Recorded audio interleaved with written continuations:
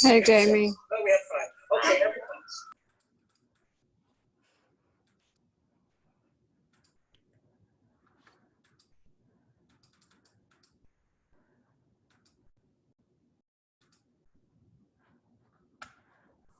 Good morning. Good morning. Morning. Morning, everyone. Oh. We'll talk later, brother. I'll call you back a little later, okay? Thank you for the call. You're better, man. So put that Good on. morning, Jamie. Morning. Morning. Can everyone hear me? Morning. They say yes. Morning. Hi. Morning.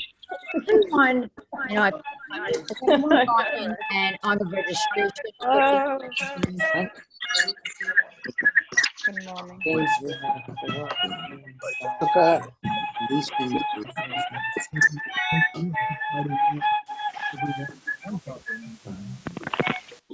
And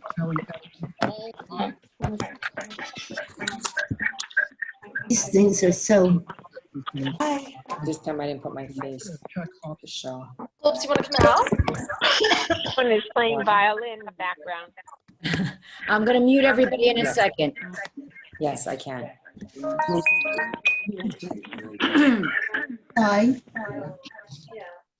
I cannot imagine doing 2.5 hours of this. Honey, come. Come here.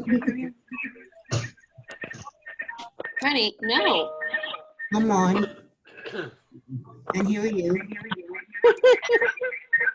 Oh, this can't be right. Yeah, this is it. Hi, Ralph. Hi. Oh, How are you? before she starts.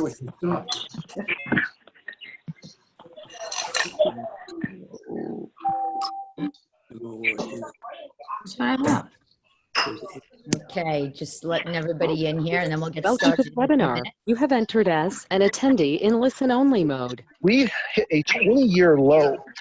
It's a record in the number of homes for sale. Okay, I just muted everybody out. Please don't give me your license numbers on the chat. I've now updated the registration and your license numbers need to go in the registration. So if you didn't do that originally, I had sent it out again. Please go in there and update your registration. That is how you will get credit. Because I finally figured out how I can do that online and it makes it much easier, or my assistant might fire me.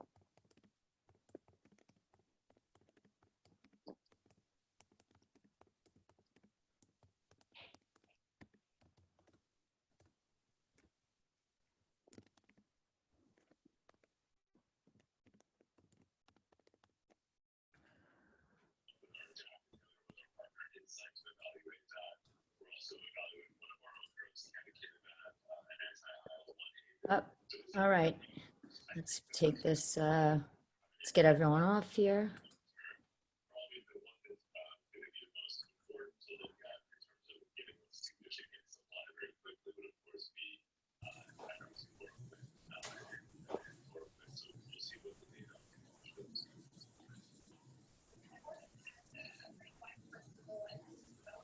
Okay.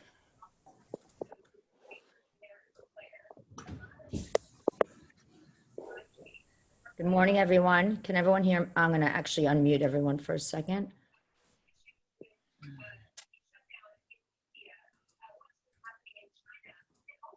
All right.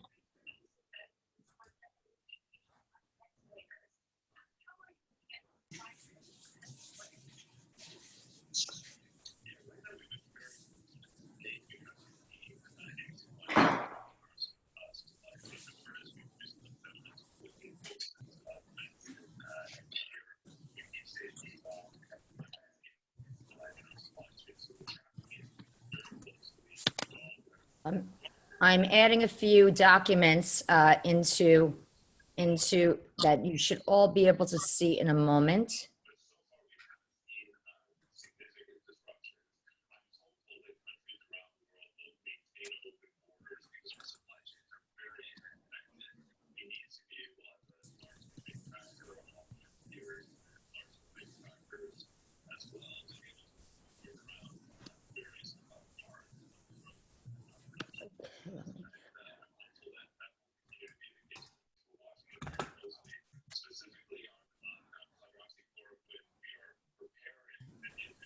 I lost my controls here. I'm going to get started in a second. I'm just trying to. The hour is almost up. No, it's not. Oh, good. You can hear me. I can. The Oh, hour how is not. great. Okay, now I want to go off chat, but I don't want to disconnect anybody, so I'm just going to keep it as it is. I'm afraid to touch anything.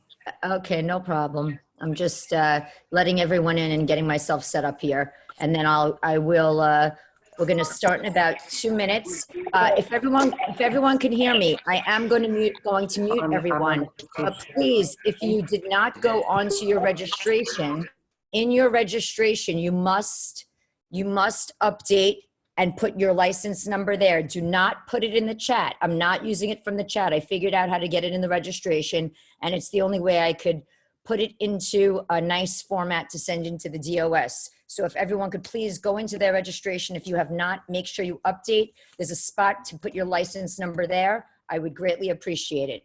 That's the only way I'm going to be able to give credit. So please, if you don't do it now, you can do it later. I'm leaving it open so you can go up at any time and just update it for me, please.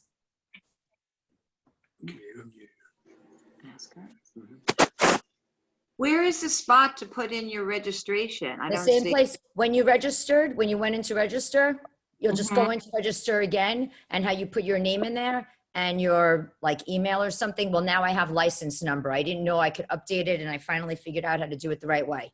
So this is from an email a few days ago. Is that correct? Well, I sent something again last night and this morning. I sent it out about 4 times with just a note to. Yeah, I please did see it, but I just didn't see where there was. Okay, I'll look and see if I can find it. That'd Thank be you. great. Thank you. No problem. It was under your name.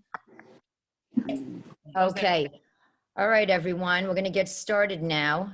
And I wish we're sort of waiting for some news from the Senate right now. There's a bill that's sitting with the judiciary right now, which is going to decide whether or not small businesses and all residential tenants in New York will have 3 months of rent waived. So that's going to be a really big deal. I mean, I'm getting mixed opinions as to whether or not that's going to happen. As a small business owner, I definitely, I hope it happens, but we have not heard yet. It went before the judiciary on the 25th.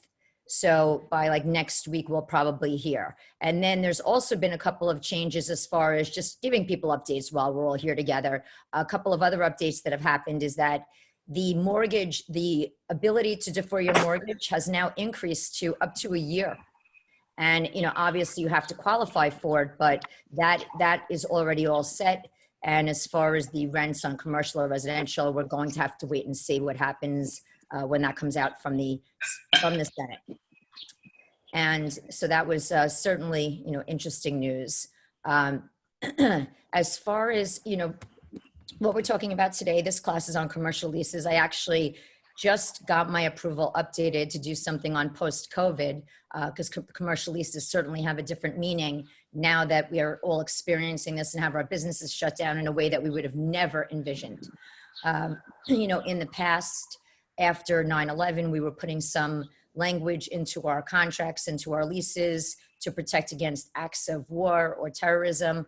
That certainly, as things go, that dies down a little bit. And now we're with this. And I guess for a while now, or maybe forever, we're going to be putting pandemic language into our leases. Nobody would have ever envisioned that we would all be shut down the way that we are, but here we are. And that, getting a lot of questions on force majeure and whether or not a force majeure would protect a commercial tenant in these situations. And I've looked at a lot of leases that people have been sending me. And the reality is that the typical force majeure language that has been used for decades and decades and is not the type of language that would have protected somebody under these circumstances, because never has it been thought that a pandemic would be the reason to close down anybody's business. So whether or not you have that language in there, I don't really believe that's going to be where the courts are going to make those decisions. Getting a lot of phone calls as to whether or not people can not pay their rent on commercial leases, office leases, retail leases.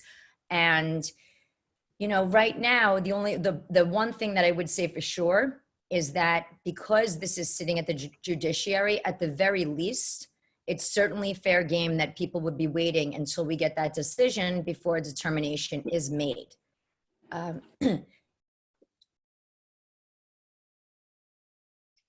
sorry, just making sure that there wasn't a question there.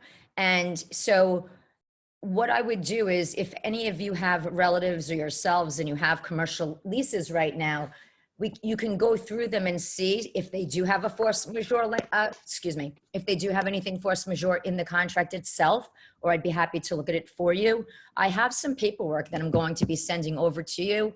And just to kind of talk about what it is that force majeure exactly says. But even if it doesn't have the clause, basically what we're looking for is when a tenant signs a lease, there's a purpose of the lease. In the lease, there's a use clause in that lease. And there's a designated reason why they rented the space to begin with. There's something called frustration of purpose, which is a legal concept that allows somebody to cancel a lease in the event that the purpose for which the business was started no longer exists, basically. And so that's something that the courts might read into these leases, and probably will on some level. Certainly right now, just like with residential tenants, there's nothing that anybody is going to be able to do right now in terms of, if a commercial tenant doesn't pay their rent, or a retail tenant or an office tenant, because they can't bring any actions in court right now. All of the courts are closed. One of the things that's interesting, I was on a call yesterday, and that was more in a residential setting. I was on the town hall with Douglas Elliman, and one of the things that came up is we're talking about that the landlords can't do anything for 90 days. There's this moratorium, and that moratorium isn't just about paying rent. So let's just say if somebody was doing something else to violate their lease, let's just say they were blasting music, or somebody did something to somebody else's apartment, or any sort of, or house or store, or anything that would happen at this point in any space. What's really crazy is there's no court action. So I had one of my landlord clients call me up the other day and said that one of the tenants was chasing the superintendent with a knife. And, if the courts were open, that would be a reason that somebody would go to court to terminate their lease. You can't go into court for anything, though. So the recourse that you're left when it comes to conduct like that is that you have to go and call your local police station. And so right now we're just stuck with, the city rules. But as far as the obligation to pay rent, look, unless the courts determine that there is no obligation to pay rent, or that the lease should be voided, the leases are still intact and everybody will have to comply with their leases unless, of course, the rules with the Senate come out that allow everyone to have those 3 months waived. Now, if that decision does come out, which again, as a small business owner, I am sort of hoping for, then that would mean not just that you're not paying it for 3 months, but it would be forgiven altogether. And that's what's also before the Senate on the residential side of things. I don't know when that determination is going to come out. I mean, I keep looking every minute, but certainly I will keep the community updated as soon as I hear that. And for now, everyone's just like sitting tight, and we just have to kind of do a wait and see. As far as gaining access to buildings, most buildings, commercial, offices, retail, are not supposed to be entered into unless your business is such that qualifies under an essential service. My office is in an office building on 8th Avenue, and while the office building has to stay open because there are tenants in there like myself that fell under the essential services category, we fell under it because we represent banks. So I represent banks both on the commercial and on the residential side. And so we're considered an essential service. So we're able to get in there to get our paperwork, to do closings, and we're continuing to do that. A couple of things that came up that I've been talking to people about. I actually have a client that was in contract to buy about 3 different buildings, and 2 of them he was able to get out of his contract and get his money back. 1 of them he was not, and he just walked away from the deposit, which is not really uncommon. I mean, there's actually a couple of really big owners out there, developers out there that have been doing the same thing, just because they'd rather lose their deposit than proceed, and in light of the uncertainty that's going on. Let me just, I had sent around, I don't know if anybody had sent in questions. I saw a couple come through, but does anyone want to, if anybody that wants to ask a question, you can unmute yourself. I have you all on mute, but you can unmute yourself if there's anybody that wanted to bring anything up or ask me any questions on this so far. I have No? a question. Sure. So if a landlord is experiencing problem with the tenant. What is your name? Christina. Hi, Christina. Hi, Jamie. If a landlord is experiencing trouble from one tenant because of loud music and noise, what would you Alert from calendar. Jamie Heiberger here. Sorry, I don't know where is that coming from. But what would you say the best course of action would be for the landlord to take at this point? Can you do me, I got cut out for 1 second. You were saying that if they're playing loud music, what would be the best course of action? Is that what you were saying? Hello? Hello? Hi, can you just repeat the last part? I lost the last part on there. Yeah, so what would you recommend for the landlord to do if he's getting complaints from one of his tenants that another tenant is playing loud music or making a lot of noise? Unfortunately, the only recourse you have right now is to call the police. That's the only recourse. Make a complaint. I mean, you could certainly complain to the building. You can complain to the building management, but other than that, there's no court action that you could be bringing at this time. All of those are stayed for 90 days. So Jamie? Jamie? Yes. Hi, it's Shauna. Hi, Shauna. Hi. You said that there was some language that we should look for in contract that allows cancellation of the lease. It wasn't the force majeure, it was something else. What was that exact language? I want to look through the leases. Well, no. There's no other language in it, but there's a legal concept called frustration of purpose, where the courts can find that courts can actually find an implied force majeure or an implied frustration of purpose, and frustration of purpose or impossibility.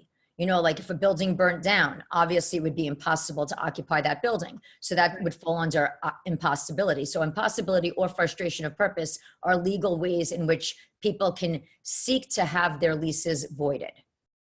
Thank you. You're very welcome. And also, it kind of hinges on, look, I mean, for me personally, because I'm faced with this personal situation myself. In my office in Manhattan, My office on Long Island, I only do the closings, but in Manhattan, we have a very big landlord-tenant practice. And that business is completely shut down right now. I mean, we can't do a thing. You know, when we took over that space, my landlord knew that we were going in as a real estate firm, and we're in housing court, civil court, Supreme Court, and housing court every day. And we have absolutely no ability to do any work. We can't serve notices. We can't serve rent demands. We can't serve, well, we can serve rent demands. I'm sorry. You can serve the predicate notices. So if you have a commercial tenant, whether it's retail, office, you can serve the first notice, which is the notice advising the tenant that they are in default. You can serve that notice, but that's really it. You can't serve any other notice. You have to wait. You can't even purchase index numbers right now. And therefore, everybody's going to basically have to wait. They said 90 days. I mean, I think that the 90 days will really depend upon what happens over the next 4 weeks, 8 weeks, 12 weeks. We'll have to wait and see. And that will really dictate, you know, how soon we'll go back to court. Like, so for me, at my firm, it's the perfect example. You know, I think that we fall into the category where the purpose of our business has completely been frustrated. We can't do anything. You know, I was a firm that had, 70 cases on a day in housing court. You know, we served thousands of notices in a month. You know, how do you make up that business when you're billing, $15,000 a month on your landlord-tenant practice? I mean, $15,000 a day on a business that you can't do anything on right now. So my position is, of course, that it's been completely frustrated, the purpose for which we're doing business. And, I think that's the case with many commercial tenants. There was something, I forgot what company it was. It was a very big, I want to say mattress company. They have like 2,400 stores around the country. And basically they're trying to cancel everything out, saying that their business is completely gone. They can't do any business. And I think, we're going to be seeing a lot of that. It just remains to be seen what kind of relief we're going to be getting from the government, from whether it's from the state or from the federal government, to help, just to help keep these businesses together. Does anyone else have any questions for me? Jamie, there's a question in the chat. Hi, Jamie. Hi, how are you? Really good. How are you? I'm good, thank you. You said that there isn't much that the landlord can do if a tenant doesn't pay other than sending the first notice, but the landlords still have to pay all their, the property tax and everything else. Is there anything else? Can the tenant even suggest to the tenant, the landlord suggest to the tenant to be released from the lease? I mean, certainly they can make that suggestion, but, keep in mind, that's not entirely true, because right now the landlords and the tenants are sort of in the same boat, because even for the landlords, they also, the owners of buildings right now, they also are in a position where we're waiting for information as to whether or not they have to pay their mortgages. So it's kind of, right now we're all in this holding pattern somewhat. Look, obviously my clients are all landlords. I mean, yes, everyone's, not knowing what's going to be right now, what's going to happen when people don't pay rent. So I think because of that, I would be inclined to say that most owners probably that have, whether it's offices or residential, either way, I think that everyone's sort of in that same holding pattern. I'm not really sure that I would think that an owner of a building that has commercial tenants and they have an underlying mortgage, they've already spoken to their lender to make sure that they don't have to be paying their mortgage right now, at least as a wait and see to see what the government comes out with. Certainly fair game to renegotiate leases. I've had questions from people in terms of tenants contacting the landlords and asking for rent reductions. And if a tenant contacts you and asks for a reduction at this point, look, it's a business decision and it really depends upon the amount that they're asking for. Personally, if somebody was asking for a 10% reduction and in exchange for that, I wouldn't just give it and then just sign off on it. Any reduction that you give right now, whether it's on a contract of sale or on a lease, I would want a specific provision in there that they're waiving their rights to make this claim in the future. And, you know, as a landlord's lawyer, you know, I would tell my clients that I would rather see them have the assurance of a tenant that's going to pay the rent, even if it's a little bit of a lower amount, than the fear that they're not going to be paying at all. And, you know, that sort of holds true even on in the sales that we're all doing right now. I mean, I've had at least a dozen files already that haven't even been, you know, they're fully executed for a while already. And I'm getting lots of calls, and sometimes sometimes I'm the seller, sometimes I'm the buyer, and people are asking for reductions, even on deals where they're fully in contract, and legally the owner doesn't have to give them any reduction, but people are doing it. You know, people are doing it. Hi, Jamie. This is Olga Newless. Hi, Olga. How are you? I'm good, thank you. I have a question regarding this 3 months free rent. If it passes, okay, would that apply also to restaurants? It would, right? But Yes. what about the restaurants when they are, you know, some of them doing taking out orders only? You know, Well, they're not totally open, but in a way they are. Partially. Right. Good question. You know, the answer is that even with it's going to depend. You know, if something comes out from the Senate that says that there'll be a rent waiver, it would be for small businesses, but you would still have to show that you're a business that suffered. You can't just go and any business say, I want my rent waived. You would have to show that a substantial part of your gross revenue, you're just not getting anymore. The reason and the theory behind it also is that they're trying to encourage employers to keep their staff on, pay their staff, and in exchange, hopefully they're going to come up with a program. So, you know, even a restaurant that's doing takeout, look, if it was only a takeout restaurant to begin with, I'm sure their business is affected, but probably not nearly as much as a sit-down restaurant. So something like that would certainly be a factor that would be considered, because if you're a sit-down restaurant, you're certainly not doing nearly the business that you were, even if you're doing takeout right now. Very good. Thank you. You're very welcome. There's a question here about what are residential tenants' legal obligations if they're not permitted to move out due to the restrictions of non-essential services like movers, and a condominium's decision to prohibit move-ins and move-outs as a result of COVID-19. I represent the landlord with an occupied apartment, and the lease expires on 4/31, and the current tenant purchased a home outside of New York City and no longer lives in the apartment. The current tenant is not permitted to move out, and the landlord wants to negotiate an agreement that has the tenant paying some part of the rent if they move out while the ban is still in place. Well, look, first of all, if you're representing the landlord, I would not recommend your landlord letting somebody move out if it's a violation of the law, because then what you're doing is the landlord's putting themselves in a really precarious position. You know, while it's impossible, you know, I get this question about, well, what's the liability? You know, you go and show an open house and then somebody gets sick. Being able to identify where somebody contracted COVID, you know, got corona, it would be impossible. You know, it would be absolutely impossible. It's so pervasive. There's so many people sick. It's everywhere that you can never say what caused it. And so, but in the situation you're talking about now, if you're bringing movers into a building that is not supposed to be bringing movers into, you know, I think that the landlord's taking a real risk. They're risking, even though it might be unfounded, but they're risking maybe claims from other tenants in the building.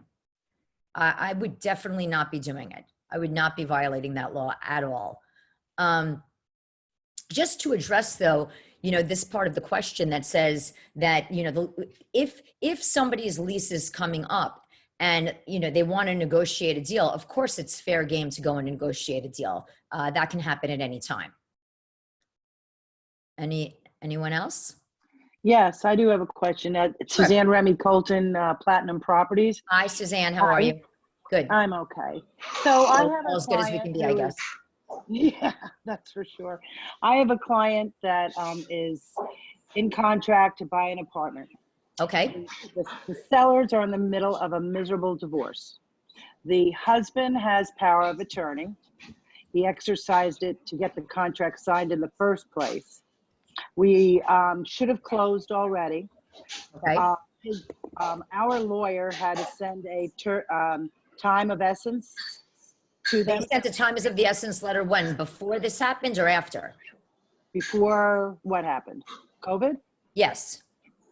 After COVID. Okay. After All right. COVID. So just, He sent it on March 30th. okay. Now- so in other words, they have 30 days apparently. But Okay, the wife I would shows not- she's not leaving. I mean, you could just tell she's not leaving. She kind of didn't want to leave in the first place. So can he exercise his power of attorney even though the courts are closed? no, absolutely not. And in fact, listen, I personally wouldn't recommend, you would need to really, unless you're going to serve, what date did they put the times of the essence letter on for? 30 days. So it expires on April 30th, or it goes into force on April. Can you unmute yourself? I had to mute it because somebody was making a lot of noise. I'm sorry about that. Just unmute yourself. No, that's okay. It's was sent out on March 30th, set to, I guess, go into place on April 30th. You know, it's a little bit of a tough call. You know, my office sent out a time is of the essence letter recently. And, you know, I was very wishy-washy about it. In our circumstance, my client's selling a commercial building and it's unoccupied now. So it's really a little bit different because it's an investment. You have the whole building. But even under those circumstances, I don't really think that I don't think any time is of the essence letter right now will be enforced. I really don't. Because what happens is the government put there's a toll. There's a toll on proceedings. When the state comes out and says that there's this moratorium on actions, that in and of itself tells us that the state, the government is putting a stay on everything. So I just don't think that you're going to I know you're not going to have any recourse, and there's just really nothing that you can do about it other than waiting until the moratorium is lifted. Okay, thank you. Okay. No, I mean, I just don't think, I think this is her good fortune. I think that it is and it isn't, so it's too bad that the virus obviously has had an impact, but she didn't even want to move back in February when there really wasn't a virus issue. So it's just, she's further torturing like everybody involved. No, I understand. Yeah. There's a couple of questions that came up as far as a retail tenant, whether or not they should pay their April rent. Look, I don't ever want to say that somebody should not pay their rent. If they have the money to pay their rent and it's not going to jeopardize their business, then, pay the rent. The other thing I would say to that is, look, we're all, as I said, we don't know what the government's going to do yet. And there is a chance that all businesses in New York City that qualify will not have to pay rent during the next 3 months. Goes the same with residential. So with that said, we'll just leave it that's what's still up in the air. And, I would just recommend, wait to see what the law, how the laws come out. And I think it's really just, you got to take it business by business. My business is literally my city office. The business just can't be, there is no business to conduct other than our closing business. So we literally can't do business. I know I qualify.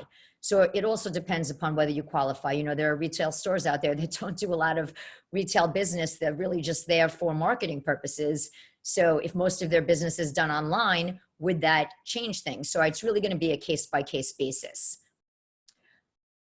I want to try and stick to just commercial or retail questions or office questions. If anybody has any of those, any residential, this afternoon, I'm more than happy to speak on the phone or answer emails about it on residential. But today I'm trying to focus on commercial. So if there's any more commercial questions, that would be great. Anyone? Hi, Jamie? Yes. It's Monique. Hi. Hi, Monique. How are you? Hi. So it's actually the opposite of everybody's heartache, but let's say there's an opportunity for somebody, let's say a tenant has cash And the landlord obviously might be having a very hard time with 20 other tenants in a commercial building. Let's say it's one of these big buildings in New York or something. And they make an offer and the landlord would take it possibly because he's under duress. Do you think that there would be an ability to go back on the negotiations because, or renege on the set price because he could claim in 3 months when it's time to close, I was at duress or I was under duress? And No, definitely not. Definitely so not. if somebody has the opportunity, they should try to buy that building if it's at a good price. Look, there's a lot, you know what? I think there's tons of there's Yeah. opportunity now, and there's going to be a heck of a lot more opportunity. People are still people are still buying and people are still selling. They are, the hardest thing that we face right now is really the access. That's really our hardest issue, and then of course another difficult issue right now is on the co-op side of things, but people are still transacting. And look, I encourage people that if they really need a place, you're certainly going to find yourself a good deal right now. Right. So that's great. Okay. That's good news for us. We could hustle in a different way. Yep, absolutely. Well, that's exactly a good point. And you know what? That's a great way to transition, because I brought on today Gary Parks, who is I've worked with Gary for many years, personally, professionally, and he's really an amazing resource. So you really led us into that very nicely. Gary, can you hear everybody here? Gary, you are on here somewhere. Let's see where he is. There we go. Can you hear me okay, Jamie? Yes. Yeah. Okay, just to let you know that sometimes the internet gets a little crazy, so if I lose you, I'll be right back. Okay, no problem. I would never just want to kind of set that up. Okay, good. Always great information. Good, okay. Jamie, you always share great information and helping agents communicate and understand better things with their clients. I'm going to say a few things to start the ball rolling, and you talked about opportunities. Absolutely. A lot of the people listening in may have a lot of the people listening in or participating may have the bulk of their business in residential and really not so much in commercial. Right. But understand something: the people who own those restaurants, the people who own those practices, those businesses, own properties, own homes, own apartments, and they are potentially your clients. And so where the opportunity is going to come from is kind of a twofold situation. You're going to see people who, are taking a hit in business, and they may eventually have to sell because they just can't afford where they live, or they, want to move out of New York, or whatever the case may be. The most important thing, I'm sharing this with all my clients, and I want to share this with everybody there: be proactive. Don't wait for them to come to you. Make sure that you're staying in touch by calling, by having conversations with people. Find out how they're doing. If you know you have a client who owns a business, how's it going? Have a real conversation. When people tend to go through stress, a huge amount of uncertainty, one of the things that they do is they'll start planning their plan B. And you really want to be part of their plan B. You want to be helping them. And the sooner that you engage with them, the sooner that you can offer them certainty with the plan, the sooner you can give them options. Maybe they can't do anything today, but when this thing breaks, and it will, and I believe it's going to end sooner than later, they're going to need to take action. And you want to be that person that they lean on, rely on, and work with, because when the gates open, don't be chasing the crowd. Have the crowd already be there for you. Yeah, I couldn't agree more. It's funny. Gary, let me ask you a question, because I was actually talking to Gary the other day, and you did convince me. I will tell you that. We were having a conversation about whether or not people should be listing. And my initial thought was, right? Is it okay if I discuss this? Because I think it's a good point. Right ahead. Yeah, I think it's a good point for you to bring anytime out. You say that Jamie, anytime you say that I'm right and you're wrong, go for it, okay? So, my feeling was... Doesn't happen very often because she's always right. you know, so I was saying to Gary that I don't know, I'm not really into the people listing. I feel like I just want to avoid anything salesy right now.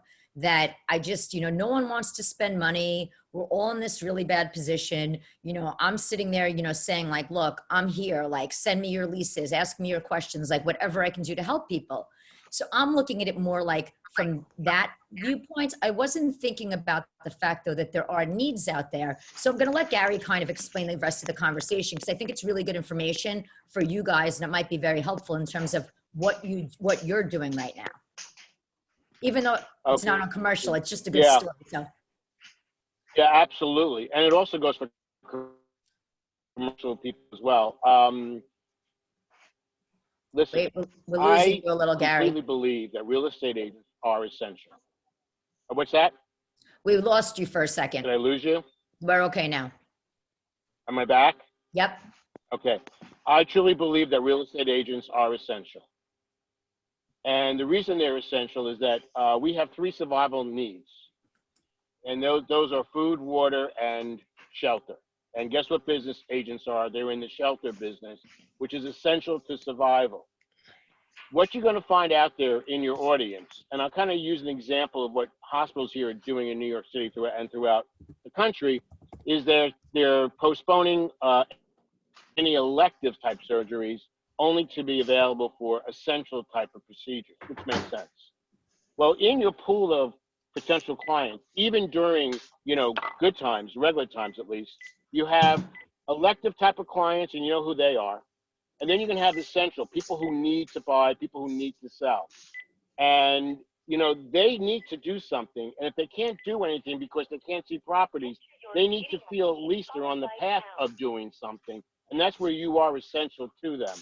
So please, you know, keep that in mind.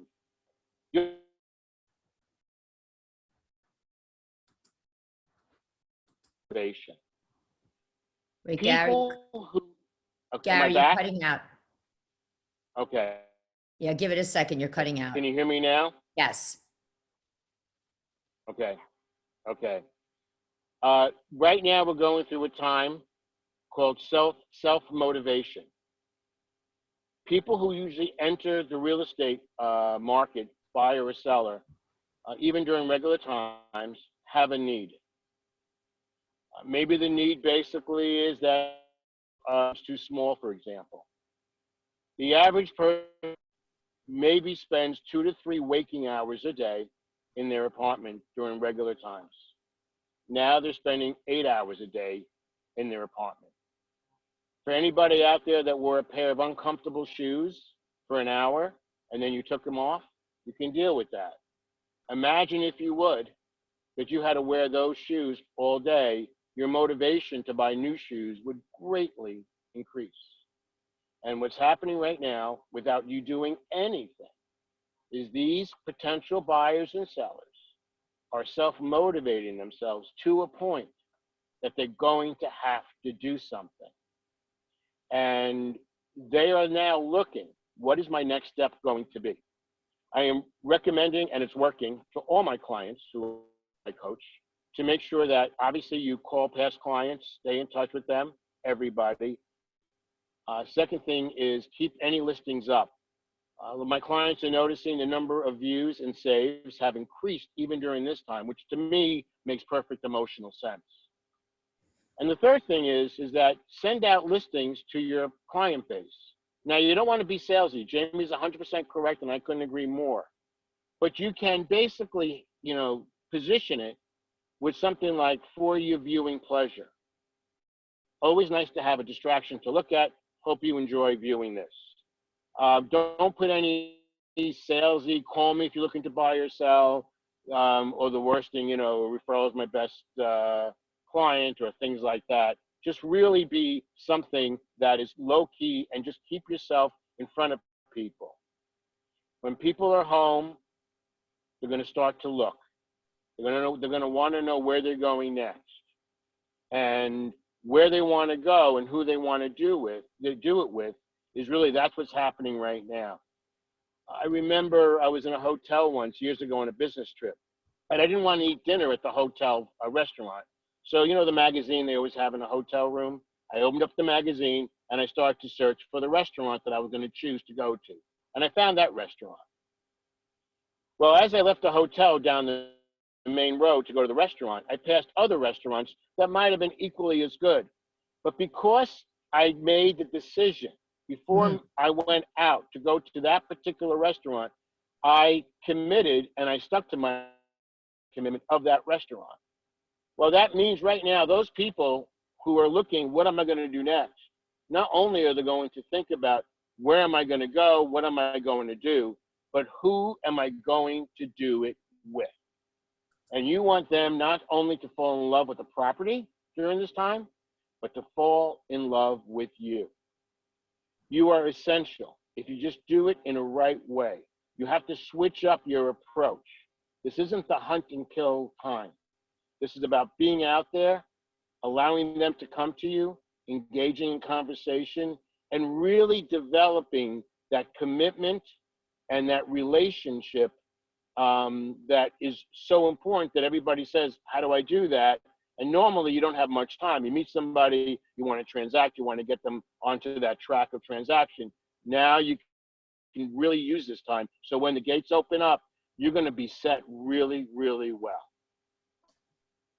Does anyone have any questions for Gary as he's speaking? Because if you do, please, by all means. Absolutely. The other thing that, while we have questions coming in, the other thing that you also should be doing right now, and I say this to all agents, practice your craft. Agents are so reactive, so they only do what's necessary for today. They never think, far ahead. When I work with professional athletes, and I work with the major sports teams in New York, their season began when the season ended. So on the off season, when they had a break, they just didn't take a step back. They practiced their craft because it's really tough to practice during the game. And now that the game has shifted, now you have more time. Make sure that you're practicing your craft. Michelle, really critical, and it's something that is extremely. Jamie? You're cutting out. You're cutting out a bit. Yeah. Actually, Michelle Carwick had asked if something could be repeated. Can you? Which part of Michelle? What is it that? Can you just tell us which part so that Gary can repeat that for you, please? That was actually when he cut out and we couldn't hear him. Yeah, Gary, what you were just talking about, can you, I hate to do this, but can you repeat it? Because it did sound good, but we couldn't hear. Which part was that? I just want to know what part was the last scenario you were giving. About practicing. I don't know if you heard that or not.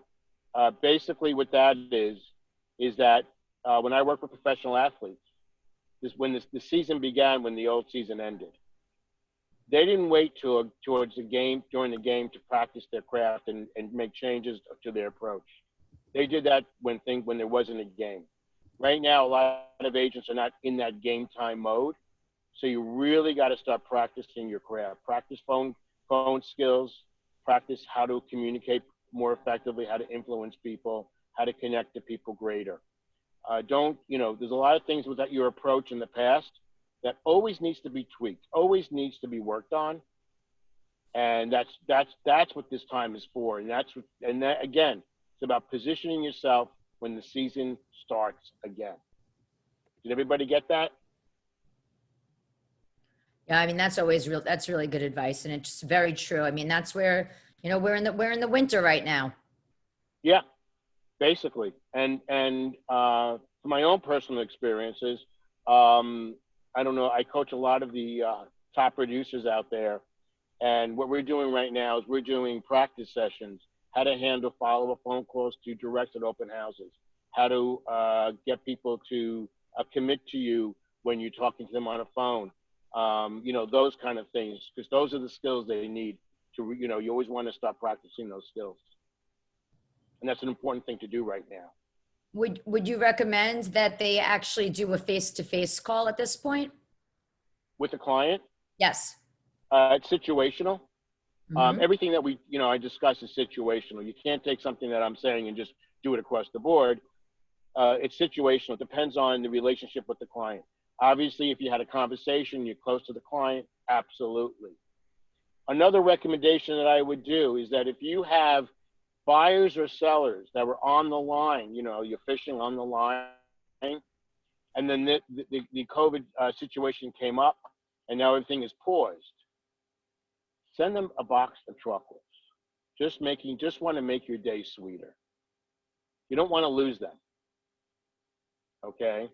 You Gary, cannot solicit. Gary, there's a really good question here because somebody was saying that, they did make that rule that the brokers in New York cannot solicit. I think it's until like September 7th was the date. That's cold calls. That's not working with existing clients. I'm not saying cold calling people. Right. You're talking about people you're already working with. Right. Exactly. Your past clients, the people you're working with. I'm not saying make cold calls to expired or FSBOs. Absolutely, you can. But as far as reaching out to past clients, making sure they're okay, that I believe is allowed. Is that correct, Jamie? Absolutely. Absolutely. Listen, I'm reaching out to my clients. I speak much more to my clients in my transactional world and the banking world than I do my owners. But, the minute that this happens, my owners have been my clients for almost, some of them for 23, 24 years. And right. It's, I'm reaching out to everybody. And, it's just nice to anyway, making sure people are okay. It's scary times. So, I think there's a lot to be said for conversation because the reality is that everybody, for the most part, unless you're an essential service right now, for the most part, people are home. And a lot of people are alone. Right. And so it's actually when people call out of the blue that you haven't spoken to in a while, I've been having conversations with brokers that I may not even have done a deal with in a year. And all of a sudden they're emailing me or they'll call me because they have a legal question and we'll get to talking for maybe a half hour and having a really nice conversation because we're both home. And it's sort of just a nice thing to do. There's a lot to talk about right now. So I think what you're saying is great advice. You should just be speaking to everybody. Even just friends, old friends. You never know if those old friends are friends. Right. Neighbors who are elderly who need some help, reach out to them. Just, be authentic about it. Don't make it salesy. And to Jamie's point, Jamie, during when you were, before this happened, how much time during the day did you have to really sit and chat for a half hour with 5 or 6 different clients? Not much, right? Right. So this, look at things and switch your priorities of what is important now, because although those priorities were on the low list when you were showing apartments, getting listings, that's high priority stuff, obviously. Don't make your low priority, keep it a low priority. Make those low priorities that were before higher priorities. Work on newsletters, really get your CRM together. I'm sure, your firms have already, told you to work on that. But, the deal Gary, is can you explain what that, I don't know. I don't know what that meant. So I don't know if everybody else does. What's that? Working on your CRMs? Yeah, that's your client management system. That's the way you input things in a CRM, which is basically a program that keeps you, on top of your clients, have notes and all those kind of things. So this way your email list isn't all over the place. So now's a great time to get your business house in order, if that makes sense. Yeah, no, that's great. That's great, actually. Yeah. Basically, here's the deal, okay? Things are tough, and the tough get working. The tough agents out there, the better agents, don't stop. They change, they pivot, but they don't stop. And from a mental perspective, the best way to do this is accept the situation we're in, evaluate what you can do, pivot, create, and do it. Don't buy into what the rest of the world is doing and, not getting into routine, not doing these things. These Zoom sessions are tremendous.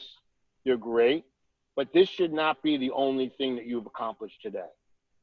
Okay? This is one part of what you have to do. Your day should have a schedule every day. You should work out every day. You should keep busy. Just because, the problem is real estate agents are basically, geared or conditioned for, let me do something and let me get a response. Let me measure my response. And in this time, you're not going to get it. You know, it's not a sprint, it's a marathon. And so you're going to have to change your programming of saying, I'm going to do these things, and I may not get any immediate feedback of, oh, good, I want to work with you, I want to buy, I want to sell. But that's the layering effect, and that's what branding is all about. You know, everybody talks about, I want to brand myself. Most agents don't really even understand what is branding. Branding is something called perception management. It's not a call to action. It's about making people have a perception that is going to have them attract to you rather than you always chasing them. Or then when you do engage with them, they already have this feeling like, wow, you know, you're successful, you're busy, you're authentic, you're great, you were there for me. Let's do business together.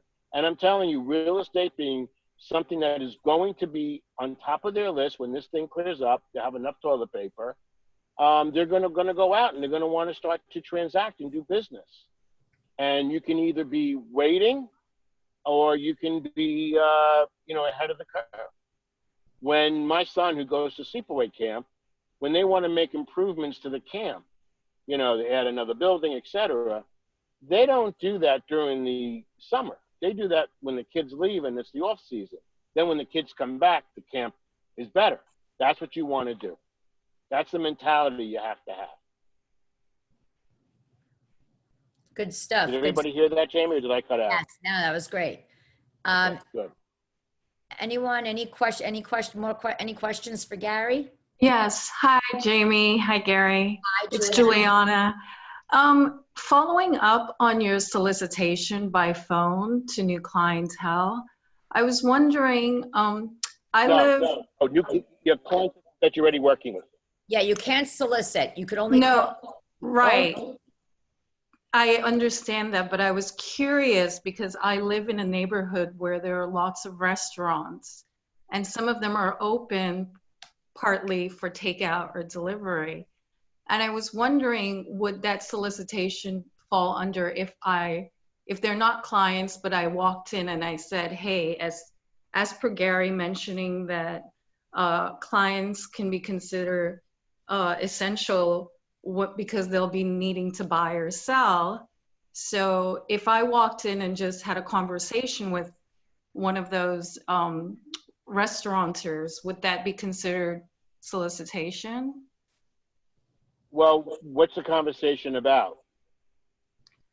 Well, basically, if you're looking for a real estate agent to represent you in terms of finding new space, if this doesn't work out for you. Oh, okay. So here's my advice, okay? And I think that, and Jamie is the legal aspect of this, so I'm not going to speak out of my lane, but I'm just going to say what my thought process is. If I run into somebody, if I'm a real estate and I have just a regular conversation, and the conversation organically turns to, hey, I don't know what we're going to do next, or this and that, and I say, you know, by the way, I'm in real estate. If you need my help, I'm here. That's not really the solicitation that New York State is talking about.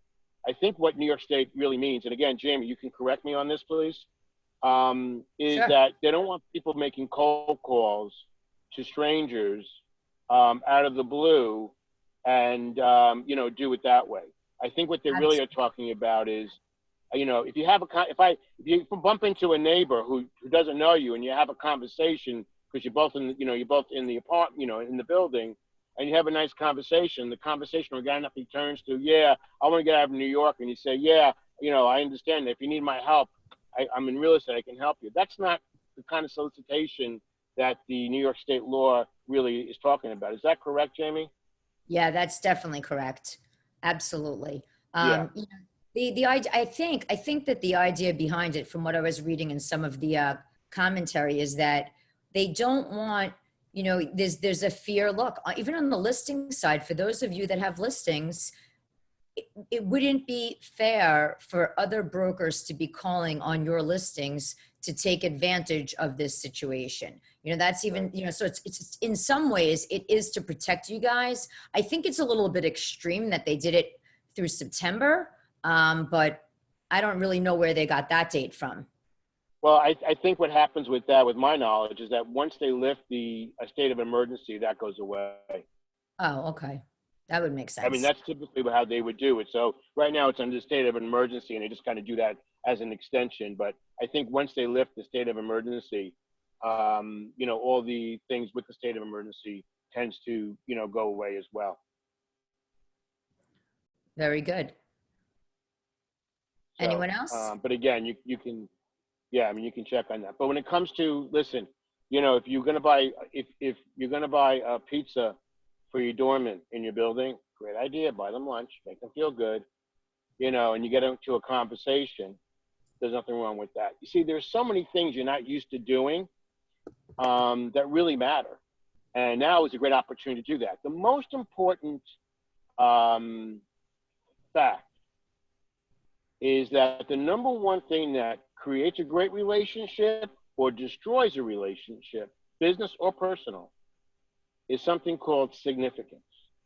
When a person makes us feel significant and important, we become loyal. The difference between a loyal client and a satisfied client is that ingredient called significance. If you no longer make a person feel significant, they're no longer loyal, and they'll look for somebody else who makes them feel significant.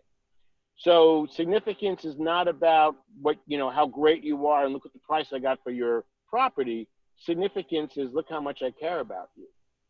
And if you need to fill up that column of significance, which creates loyalty, now is the time to do it. But I'm going to give you a warning. This is important. Many people are going to start to do things for their clients, their past clients, with the idea that if I do all these great things, these people will remember me and value me greater. Okay? But the reality is, and you know, Howard Lauber, who's a client of mine, basically said, people have short memories, and they do.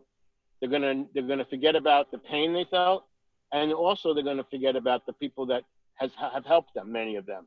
So you may be doing all these great things, but the reality is you may not get the benefit you think you deserve from doing it. So you really want to do it because you happen to be a great person, and that's a nice thing to do. Does that make sense to everybody? Sure. Because otherwise you're going to be coming out and says, I can't believe I did that for that client. I helped them, and I went out of my way for them during this time. And now they went and they decided to back out of the deal or use somebody else. You know what? It's going to happen. I don't want you to think that this is a super glue, that you're doing this and it's going to last. It's going to increase the probability, but also, you know what? We're people. We want to help other people, and that's the point of it. Absolutely. Yeah, exactly. So Rose just sent a message, right? You know, don't have an agenda. Don't go with it with an agenda.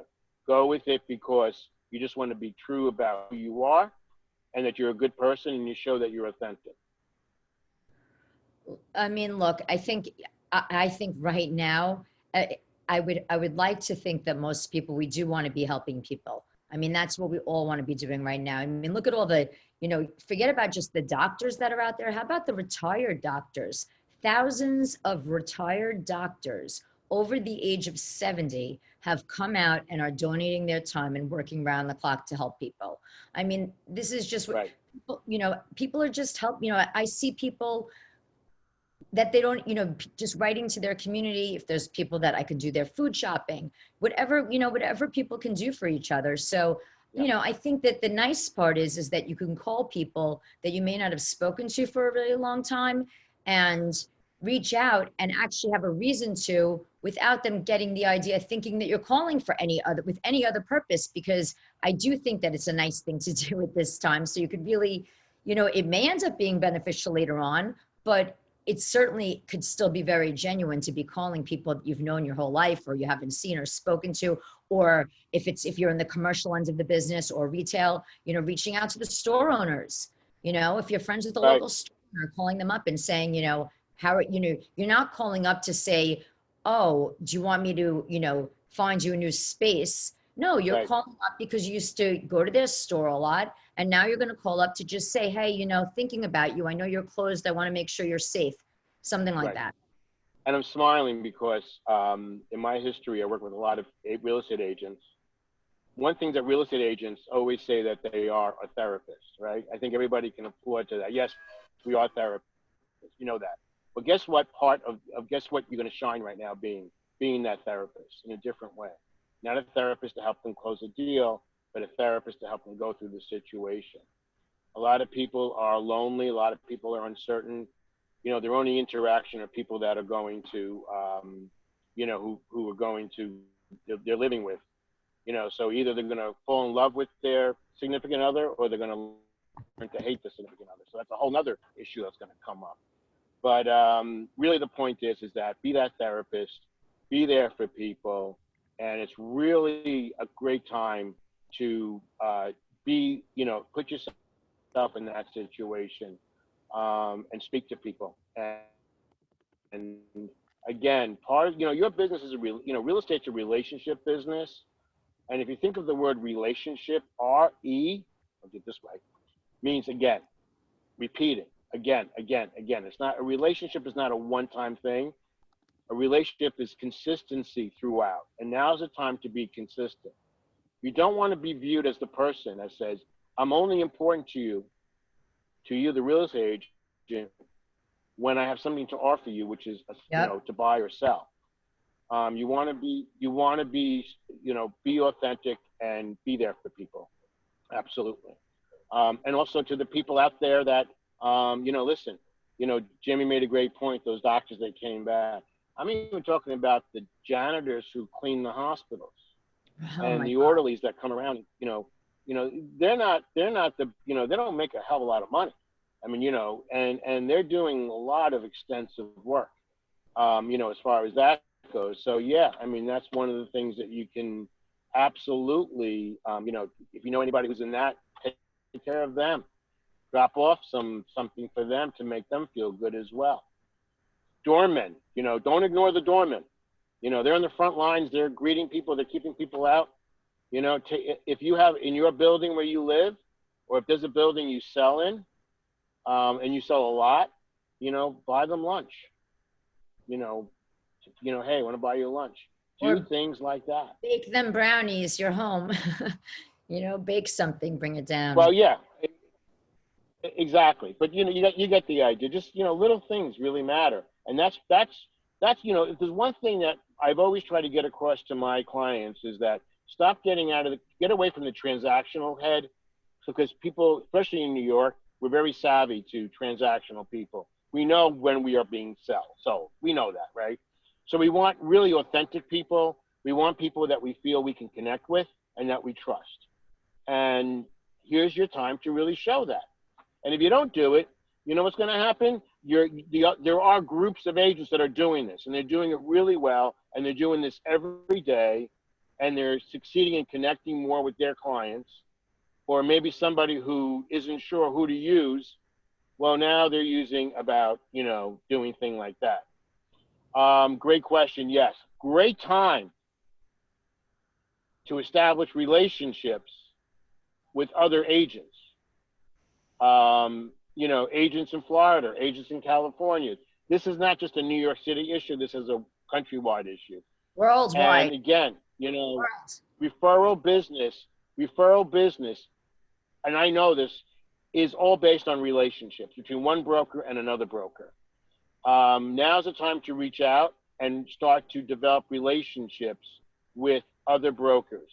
Again, do it in a very authentic way, because what's going to happen is that a broker is going to refer you a client based on how you make them feel. And now's a great time to establish that and to increase that. Again, you're thinking about what is happening today, and I want you to think about what is going to happen to you, you know, when this thing opens up, how well you prepared and how well you are positioned. When the season resumes, are you in playing shape, or you still have to get into playing shape? And if this thing moves fast with the demand coming back, if you're not in playing shape, you're going to lose so many opportunities that can make up for the things that you're not seeing now. So that's really what this is about. This is getting into playing shape, into being a, you know, a top producer, the shape that you have to be at a higher level. I just want to mention one other thing. Yes, go ahead, Jamie. I'm sorry. No. I was just going to say, kind of online with what you're saying as far as what we can do and what the brokers can do in terms of preparing while we have this downtime. And, you know, one of the, I think whether it's commercial, retail, residential, whatever kind of, whether it's lease work or sales that you're doing, another thing that you might really want to focus on is learning about another area. You know, if you're a broker that, let's just say your office is on the Upper East Side, you know, maybe you don't spend that much time downtown, you know, or maybe you don't spend a lot of time on the Upper West Side.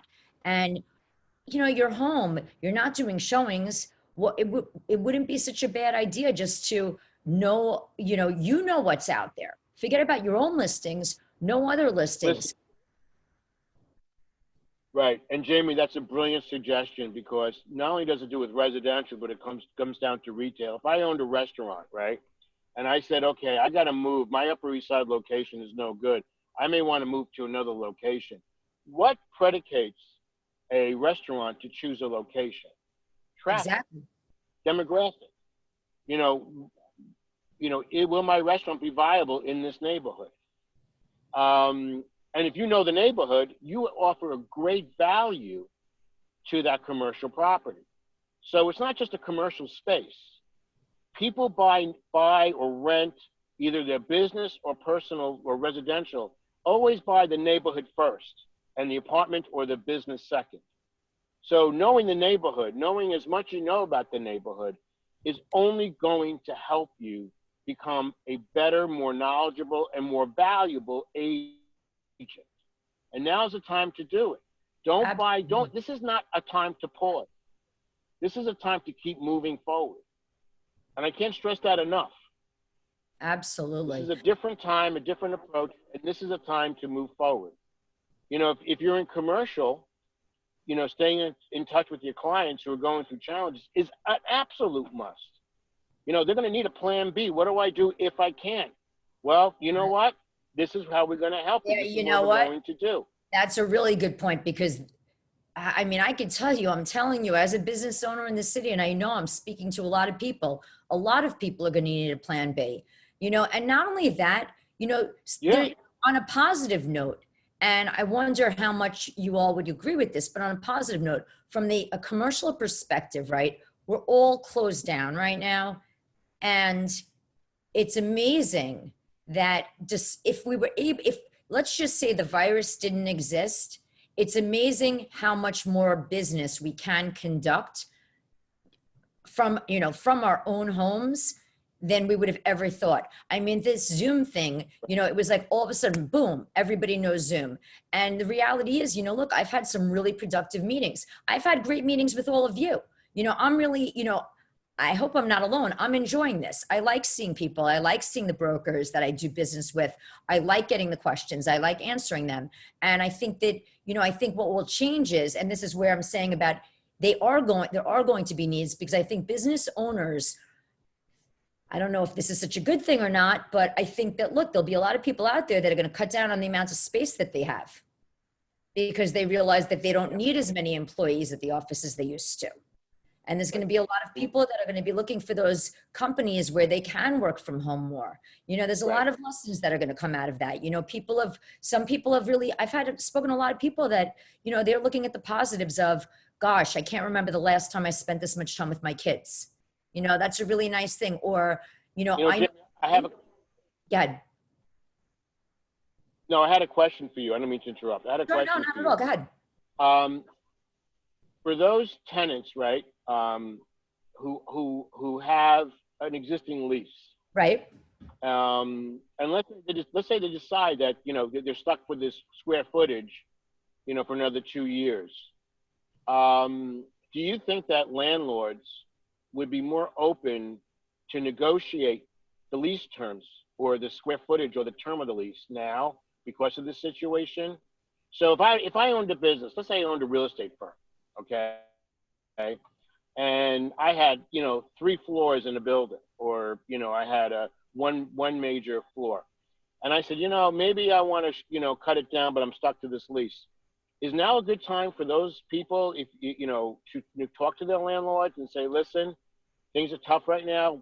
We want to still, you know, take care of you. We still want to stay there, but we just want to change the lease terms so we can, you know, take less space?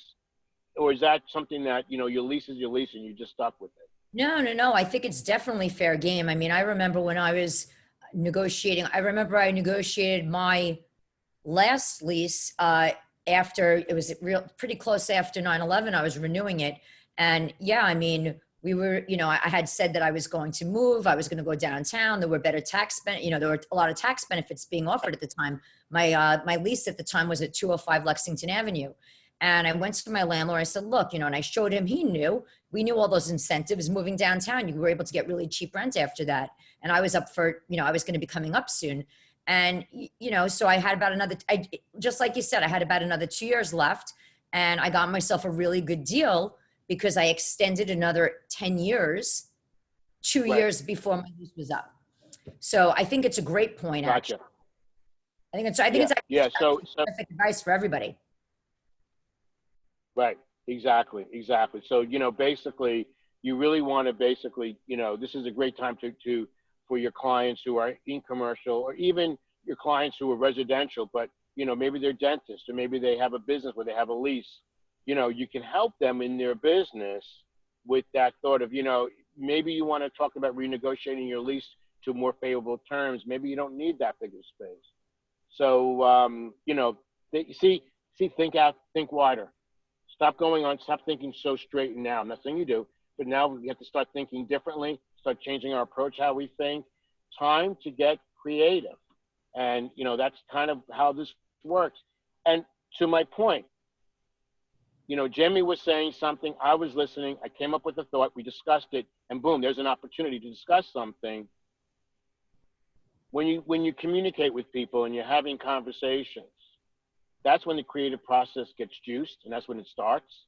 And that's why you have to really communicate a lot with people, because we as people, and to Jamie's point, you know, with we all got used to Zoom now because we needed to. We as people, humans, are really good at when there is a real need of finding a solution.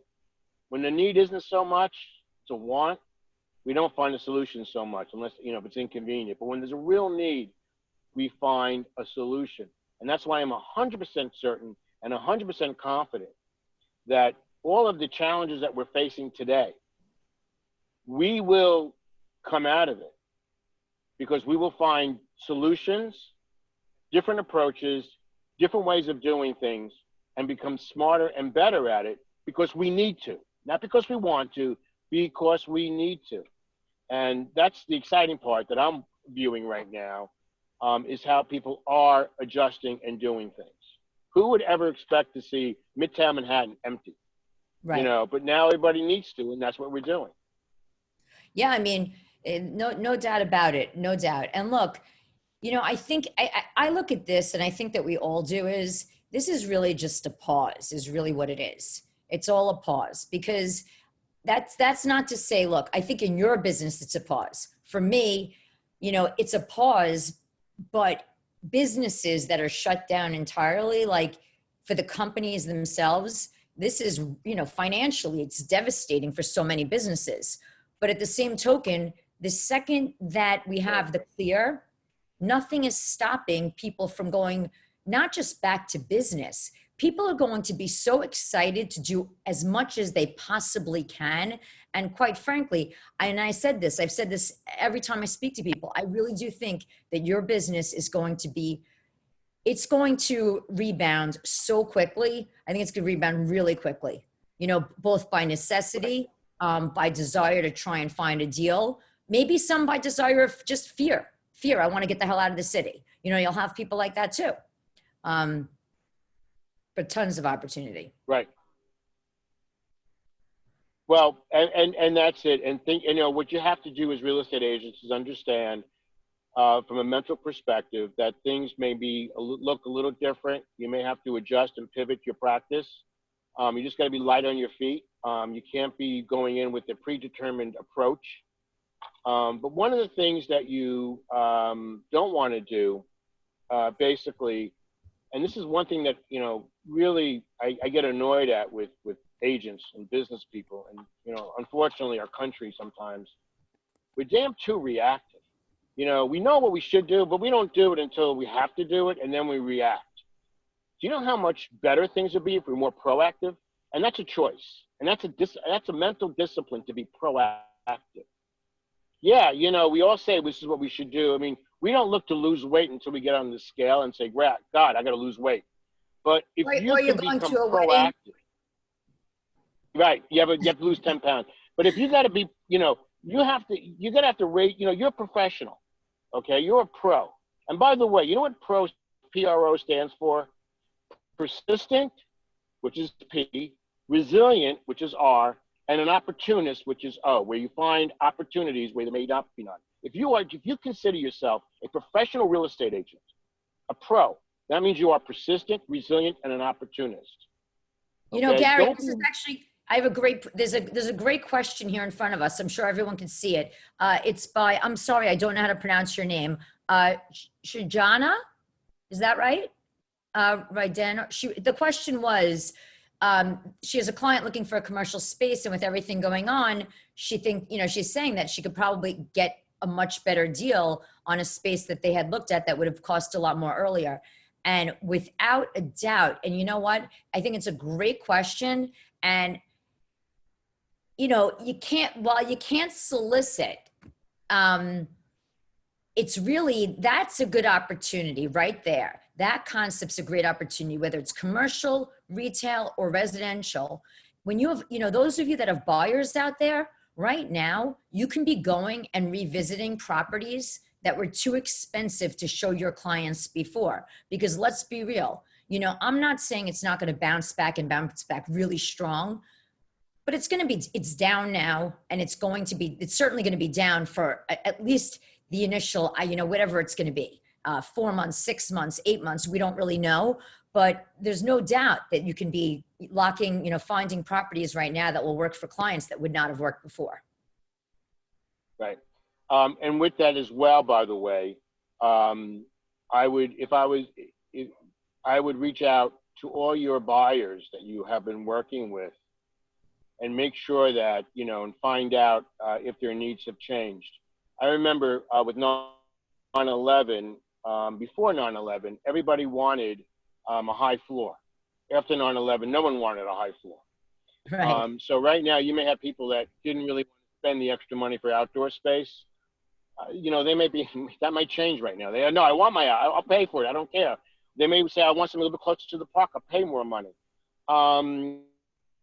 So reach out to your buyers. Even, you know, just because you can't take them out doesn't mean you can't have conversations and see where their head is at. And again, be proactive, stay ahead of the game. Someone wanted me to repeat what does PRO stand for? PRO. P stands for persistent. All professionals are persistent. R still stands for resilient. You get knocked down, you get up. We all get knocked down. We all face adversity, so you get up. And O stands for an opportunist, and that means somebody who sees an opportunity in the crease when most people see none. So if you consider yourself a real professional real estate agent, professional business person, then you must be persistent, resilient, and an opportunist. Look for the opportunities, don't look for the problems, and you'll find the opportunities. So I just want to make sure. Great stuff. Hey, Gary, before we go, can you please, you know, a couple of people asked for your email. Can you send your email on the chat so that everyone could get that from you? If that's okay. Now you're asking me to go above medical situations. I can give it to you, Jamie, if you want to do it. Sure. No problem. If anybody wants it, they could just contact me. That's fine. Yeah, it's very simple. Oh, we can't hear you. Very simple. We can't hear you. On Facebook, Gary okay, let me get back. Are we good now? Yes. We're good now. Okay, good. GaryParks.com. Facebook me, at Gary Parks, Instagram at Gary Parks 92. Gary Parks, you know, if you remember who Bert Parks was, then you know Gary Parks. Okay, no relation. I have to jump off because I have back-to-back sessions coming up. Jamie, I really appreciate this. Oh, Thank you you for were the invite. fabulous as always, You're Gary. tremendous. The information you shared really is absolutely tremendous. You know, Jamie and I talk often and discuss ideas. We may not always agree on certain things, but you know, what I always admire is how super smart you are and resourceful you are. Likewise. So Right back the at you. people out there, the real estate agents out there who are participating, you know, you guys are really fortunate to have a resource like her available. So I want to thank everybody. I appreciate this. Thank you, Gary. And just remember, stay healthy. You losing me again? No, you're good. You're good. You're good. So stay healthy, stay busy, and stay sane. And for everybody, if you need anything, thank you. Bye-bye. All right, Gary. All right, everybody. No need, as long as you can go in and just make sure that your registration number is in there. I apologize for asking you to do that again. Figuring out, you wouldn't believe the functions that this Zoom has. I'm now probably a professional at it. I know how to print reports. There's now a way that I can actually go in there, print the registration, and I have my perfect form that I need to go send it into the Department of State. So I hate to ask that of you. And those of you, by the way, those of you that took my class on March 25th, if you can go in and do the same thing there, I would greatly appreciate it. My next class is I'm going to have a schedule out. I'm going to get it out over the weekend. I do know I'm doing fair housing on April 2nd. I think I'm doing April 2nd. And I'm going to have a couple of I'm doing a class with ACE again next week. That one's going to be for credits. We're doing mortgages in 2020 post-COVID. We're doing a class there together, and that will be for one credit as well. And I'll give you guys a list. And Gary, you're really unbelievable. Thank you so much. Really appreciate your time. And if anybody has any questions for me, or you have a family member that you have a question about, you have a lease, retail, office, commercial, would be happy to discuss it with you offline. And stay safe. Have a good day. And we'll see you next time. Jamie, could you just tell us what you need us to do with the registration? I don't know. When you go into the registration, if you can do it both on the 25th, because I know Monique that you were there on the 25th and on this class. When you go in there, I didn't have a column for the license number in there, and now I do, because doing it, with hundreds. Today we had 180. The other day we had 280. Right. So many people.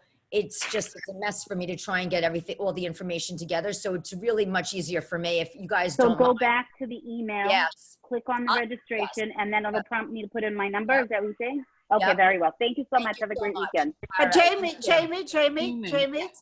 Hello, Yes. Jamie. This is Yes. Olga. I just Hi, want to Olga. make sure. I just want to make sure I signed in before. You don't have to do it now again at the end. Hello? Did you put your license number in there when you did Yes. it? Perfect. Yes. You don't have to go back in. Okay. All right. Thank Jamie, you. Have a good day. Isn't it a 2-hour class? Is it Jamie, what? isn't it a 2-hour class? This one? Yeah. No, this one's not. No, this one was 90. No, just 90 minutes. But I'm not, All right. I have nowhere to go. So if you want me to stay on, I'm happy to stay on. No, I think the email that you sent out yesterday said it was a 2-hour class. So I just wanted to make sure we didn't have to stay till 1. Oh, yeah, no. In fact, I got my approval today because I wanted to do something a little different with this class, and the Department of State approved it today, and it's 90 minutes. So we're all good. Oh, all right. Jamie, Thank you very much. You're very welcome. Could you resend us the link for the March 25th registration? I will. I'll send it out to everybody, and I'll put a note on there so people know what it's for, because then you could just easily go in there and do it. And it's such a help. So I thank you in advance for that. Great. Thank you. No problem. Hi, Jamie. Yes. This is Nolan. I have a question, 2 questions. Hi, Nolan. How are you? Good. First question is that I have a client who's a landlord who physically collect rent the 7th of every month, could the landlord continue to collect rent during this time? If people will pay their rent, the landlord could collect it. Absolutely. I You know, know, if you have the money and you're not going to be somebody, not everyone's going to qualify for a rent waiver. You know, it's only going to be people that, you know, that were affected. If people, listen, I hope anybody that can pay, they should pay. You know, these laws are coming out for the people that are hurt, you know, and there's a lot of us, of course, out there that are hurt. That's for sure. And also, if the tenant don't pay, the recommendation will be that the landlord cannot do much at this time. Is that correct? Well, it's not that it's a recommendation that they can. It just happens to be the law that they cannot do anything. They can't do anything for 90 days. All right. Now, you had a question before that. You sent out a time of essence, and you're saying that on your case, the commercial space, your client was vacant, that your case, your situation can be different from the other lady that. But could you force the other attorney to attend closing? You know, unfortunately, we can't. I mean, I've been doing closings. Some people aren't. I am. You know, I'm closing anything that we can close. You know, I want to do the deals. I want money. You want money. We all want money. We want to do as many deals as we possibly can. You know, I will say this. What's that? But the question is that if the other attorney argued that, you know, this is non-essential business, then they don't show up. I mean, what can you do? There's Even if you say time of essence. nothing you can do. You know, here's my feeling on it. If people are asking for a postponement, I think that it really behooves anybody not to cooperate in that regard. You know, whether or not, first of all, look, a lot of the buildings you can't move in and out of, whether it's commercial or residential. The other thing is this, there are people that, you know, it's a devastating time. People lost their jobs. Even people that haven't lost their jobs, maybe their mother, their sister, their brother, people are getting sick. Like, damn, I got to go on unemployment. I said, anybody that wants to postpone now, fair game to do that. cutting it down. You know, I wouldn't put that claim in now because so many people not going to view favorably are going on that they're going to delay the benefits. They told me not to do it till Monday, and I said, oh no. Jamie, we can't hear you because someone else is talking on top. All right, I'll mute everybody and then person unmutes when they're ready to speak. I'll do that again. Hold on. Okay. All right. So whoever has a question, you could unmute yourself. Jamie, I have a question. Sure. I own a commercial condo in Midtown. You are recommending that I should pay my real estate taxes since I can afford it, right? Yeah, I mean, there's no reason not to. There's really no reason not to. I mean, you owe the taxes anyway. There, you know, look, you know, the only thing that I would say is I didn't see anything. I don't think that you know, they haven't said anything about the taxes on something like that. So yes, I would definitely go ahead and pay. You know, if there's a benefit that comes out, I'm sure that you would still be entitled to it. Okay, thank you so much. No problem. Stefani was asking a good question, so I'll answer this while I'm on here. If landlords, how are the landlords getting paid if the tenants are getting a rent waiver? We don't really know yet. Yes, it might be in the way of an abatement of the property taxes is what it's going to be. You know, they're not going to just take away the rent from the owners and force from the owners and not give them a benefit as well. So it remains to be seen what that legislation is. I hope that we have an answer on that by next week. And if we do, I certainly will have a session over it so that we could all talk about it and make sure everyone has a clear understanding about it. Jamie, I just have a question. If a tenant has a guarantor and the tenant cannot pay, should the landlord go after the guarantor? I mean, you know, they can, but legally they can, absolutely. But you're not going to be able to get it from if the courts end up if the state ends up stating that a tenant doesn't have to pay rent for 3 months, then if the tenant didn't have an obligation, then the guarantor didn't have an obligation either. So I think that at the moment they have to kind of sit tight on that. And plus the fact you can't be suing people anyway right now because you can't buy any index number. Okay, thank you. You're welcome. Jamie, I have a question. I have buyers who were supposed to close on their co-op. They sold a co-op and they want to close. Their closing was supposed to be April 15th.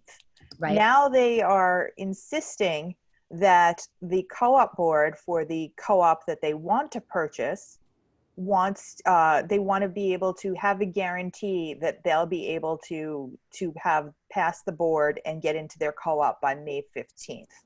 And Wait, they're already in contract, you said, though. no, they're in contract to sell their apartment. Okay. And they have an offer on a new apartment.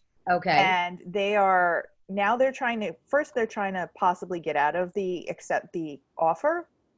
And then secondly, they want to put these conditions on it that the co-op board will give them an answer by May 15th, because they need a place to live. Do they have you know, we're doing a lot of contingencies right now, a lot of our deals in all of my deals, if I'm the buyer, and even sometimes on the sell side, you know, if people can't move out or move in or close by a date certain, a lot of deals we're doing drop dead date. You know, we're putting an outside date so that somebody can get out of a deal if it doesn't materialize by then. So it's total fair game. I mean, look, it's just the realities of everything. Look, it's not like they have another offer on the table right now. So, you know, most people will probably be accommodating and take that chance. But I'll tell you, you know, the condos are much easier and houses are much easier to close right now. I did, like I said the other day, I closed a co-op. We've closed one co-op, which was just 2 days ago. Co-ops are much, much harder to close because you cannot close without the stock and lease if you have a bank involved. If there's no bank, it's all cash. It becomes a lot easier because then it would just be a question of the attorneys to, you know, draw together an escrow agreement, keep something on the side just so, you know, for when they can get the stock and lease, but the banks will not allow that.